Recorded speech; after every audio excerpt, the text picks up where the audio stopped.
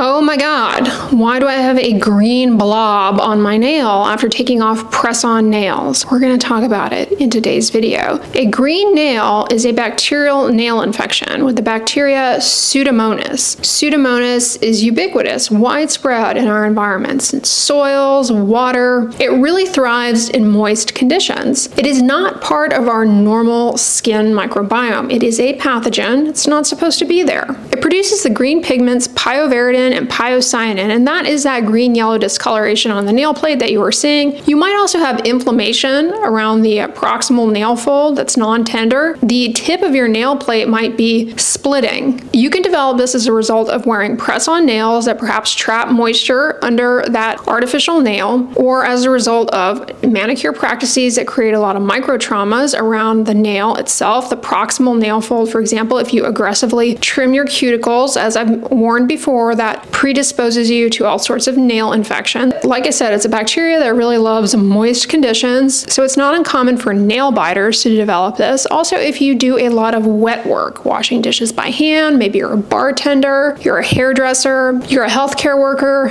these are occupations that are at risk for green nail. Pseudomonas is considered an opportunistic infection, meaning it takes advantage of the opportunity to infect you when you are down. And in the case of the nail, for otherwise healthy people, that's going to be the result of just trauma around the nail and damage to the skin barrier from wet work, nail biting, or wearing artificial nails, etc. But it becomes more of a problem in people who are immunocompromised. It's an issue that a lot of patients might encounter when they're in the hospital. It can cause all sorts of problematic and serious infections for patients. It's also not uncommon for people who have a green nail from a pseudomonal nail infection to have co-infection with other things, such as Candida or other fungi. For the most part, it's usually just one nail. Now, in otherwise healthy people, we can treat this and it can go away, and usually there are no serious complications. However, there have been reports of patients who auto-inoculate the Pseudomonas into, say, a cut or a scrape, meaning they scratch with the infected nail and they introduce that little problematic water-loving bacteria into, say, cuts,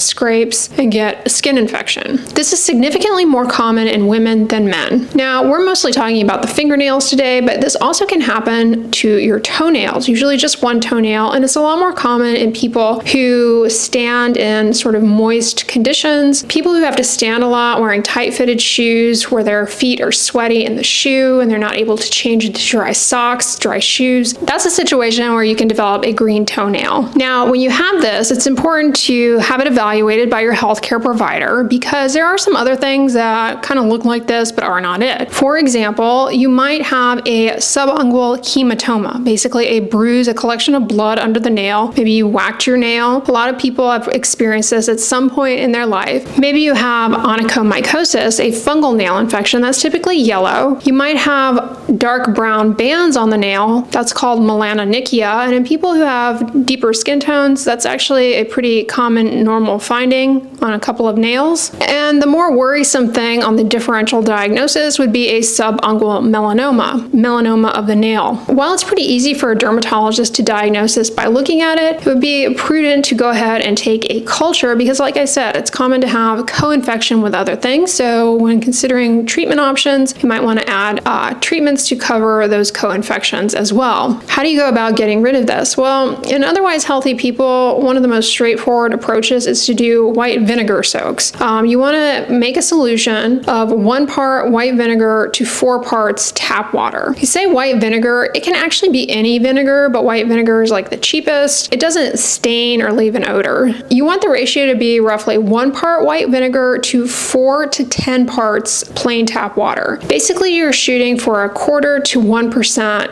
white vinegar solution. Once you make that up, you're going to soak the nail for 10 minutes twice a day. After you soak the nail, make sure you dry it really well with a towel because, again, that little bacteria loves moisture. After about a month in otherwise healthy people, this usually does the trick to get rid of it. It may take longer. Remember, nails are slow to grow. There are also a variety of topical antibiotics that could be prescribed, such as gentamicin solution, to apply to the nail to treat this. But if we can get away with treating it with white vinegar, not only is that cheap, but it decreases the risk of bacterial resistance. Moving forward, how do you prevent recurrences of this? Make sure you keep the nails dry. I would suggest avoiding press-on nails in the future because it's possible that they do trap moisture around the nail that favors the development of pseudomonal nail infections, especially if you're someone who does a lot of wet work. Try your best to keep the nails dry. Make sure that if you do a lot of wet work, you are thoroughly drying your hands and the skin around the nails. I also suggest wearing gloves to protect your hands and your nails as well. It also is helpful for preventing recurrences if after you dry the hands very thoroughly, you apply some good old plain petroleum jelly to act as a skin protectant, especially around the nail folds, to limit access of little microbes around the nail that not only can cause this type of infection, but also infection around the skin folds around the nail. It can be pretty painful. All right, guys, so that's all about green nail, pseudomonal nail infection. I hope this video was informative and educational. Now, on the end slide, I'm going to link my recent video all about why you have vertical nail ridges. So check that one out next if that's something that you deal with or are bothered by. But if you guys enjoyed this video, give it a thumbs up, share it with your friends, and as always, don't forget, sunscreen and subscribe. I'll talk to you guys tomorrow. Bye.